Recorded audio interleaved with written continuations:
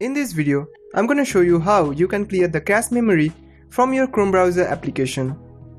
I think it's somewhat important to clear the cache memory over time to ignore frequent lags and high usage of RAM while using Chrome browser on your personal computer.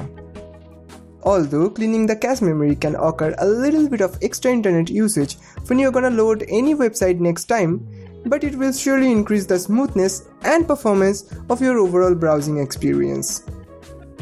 Keeping that note in mind, let's clean the cache memory. First of all, open the Chrome browser. Then click on the three dots from the left up corner and click on Settings. Then head over to Privacy and Security. Then click on Clear Browsing Data and deselect everything except cached images and files. Then click on Clear Data. It's done. Now restart your Chrome browser and enjoy. And I appreciate it if you subscribe to the channel for more videos. Thank you for watching. Bye.